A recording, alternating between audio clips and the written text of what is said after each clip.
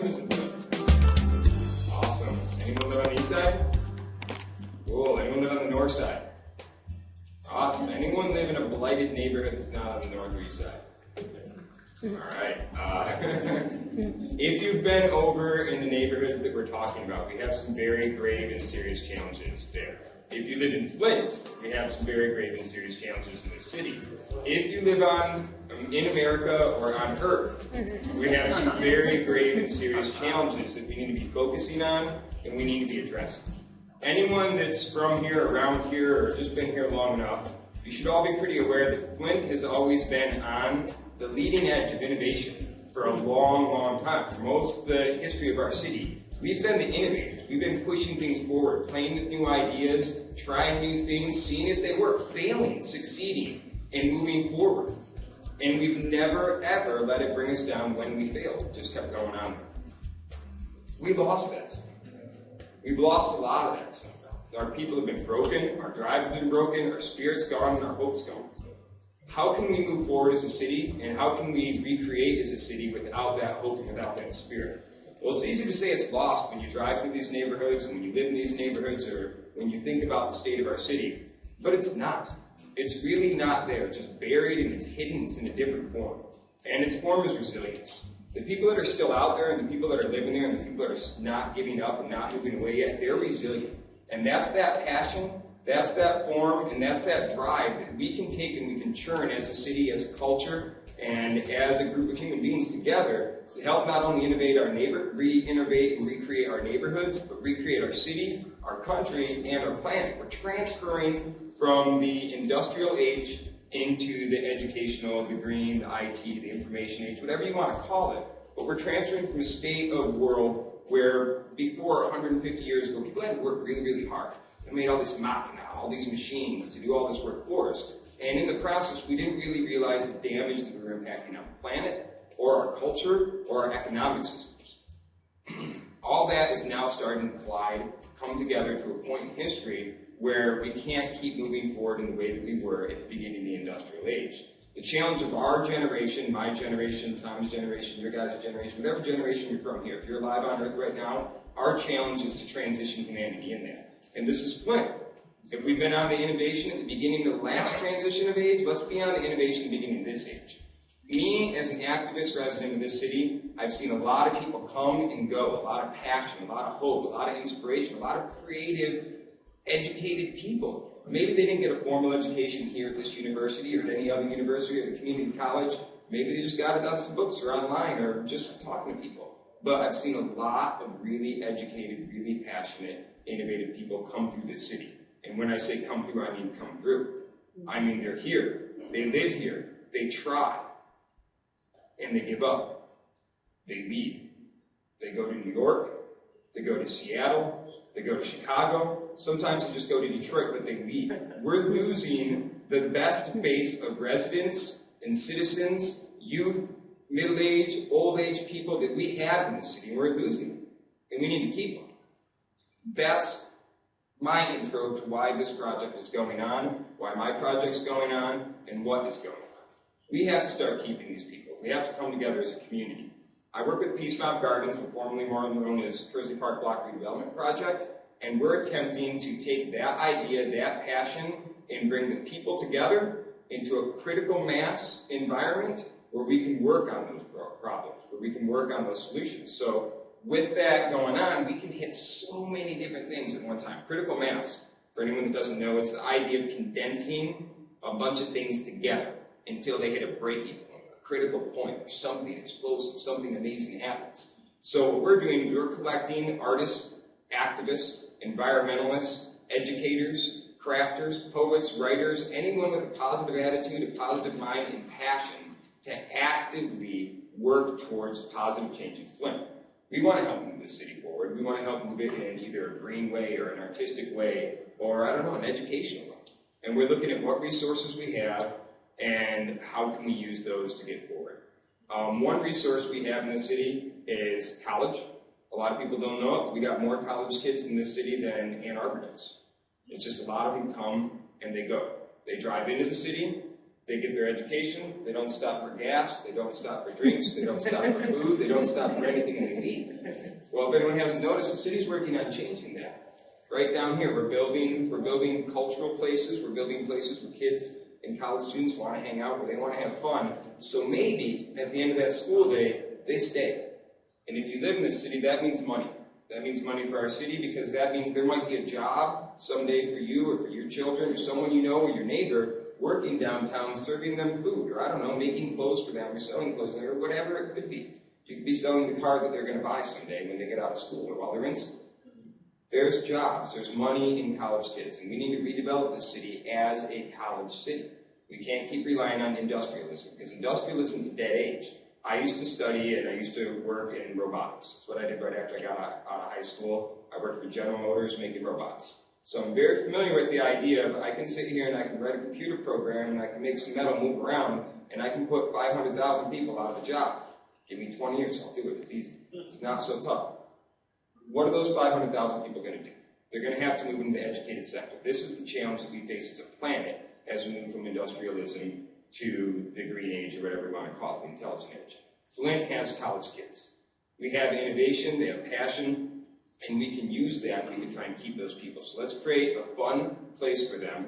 Let's create a place where they want to be, so when they get out of school, they hang out, they meet people, they make friends, and maybe, I don't know, they'll move from those dorms into these neighborhoods. So now that that development is happening, it's going on downtown, we need to recreate these neighborhoods into an area that will attract youth, that will attract college kids, that will combine that interest with the residents that already exist, that will give them something to do, that will spur development in these neighborhoods, and that will make a better home for everyone that lives here and for everyone that wants to live here.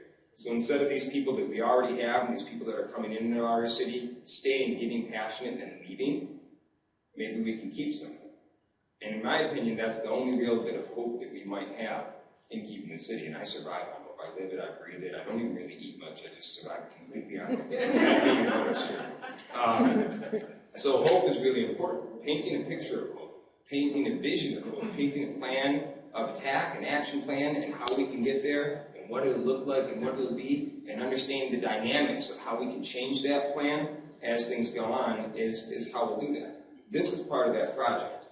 In our project at Peace Mob Gardens, we're creating an urban homesteading program. We started doing it kind of on our own. We looked at a neighborhood and we said, wow, a couple of us live here right now, but the block that I was living on, there was 2 houses that were occupied by homeowners. There's 6 houses that were owned by landlords. They were vacant. Once in a while, they might have someone in there for a month or 2. But the rest of the homes were gone. Vacant, trees growing through the roofs, blight. It was terrible. Thank gosh, I met Doug at the land bank. I met some other people at the land bank. I didn't even know about the land bank. Someone's like, what are you guys doing out here? You should probably go talk to the land bank. They own that land. I'm like, oh.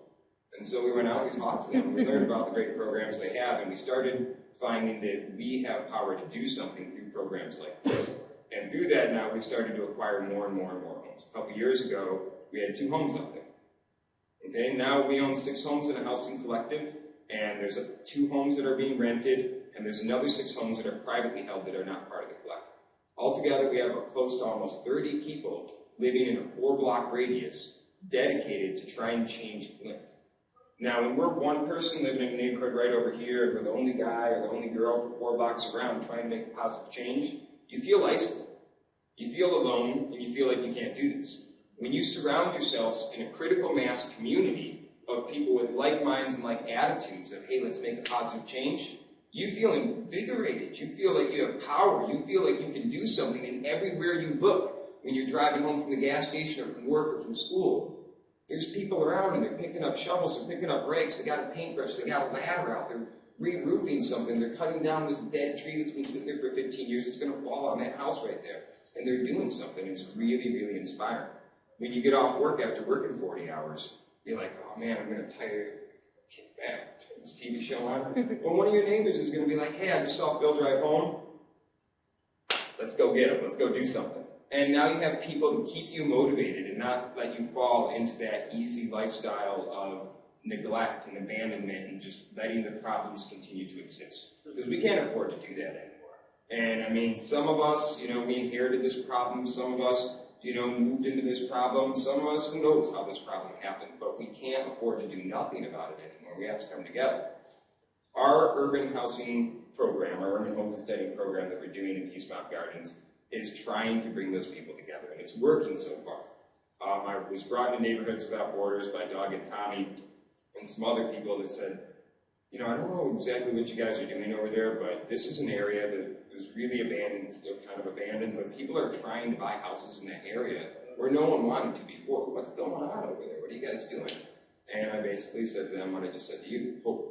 We have hope. We have a vision. We have an idea. We understand where we're at. We understand where we need to be. We don't know the answers of how to get there exactly, but we have some ideas, and we're trying, and we're experimenting. And we have the passion and the desire and the follow-through to keep going at it. We're collecting the people. We need the human resource. It takes a lot of, there's hurdles, like he was talking about. There's some hurdles in this program, but we're working on that. We're trying some creative financial mechanisms. We're trying some creative social mechanisms, some creative economic mechanisms, and we're trying to implement some new strategies. And we're very, very centered around sustainability. Because, I don't know, I'm not going to waste my time doing anything that's not sustainable. Sustainability means it lasts. Right now, there's not a single part of the American culture aspect that is sustainable. Our economic policy, our foreign policy, our environmental policy, nothing that we do in this country right now is sustainable, which means it's going to end. This is a great country, this is a great culture, this is a great city. Why are we working towards the maintenance of a system that's going to end? Why don't we, just maintain that enough to get by while we transition into a new system that does work? It don't have to be much different than the system we got.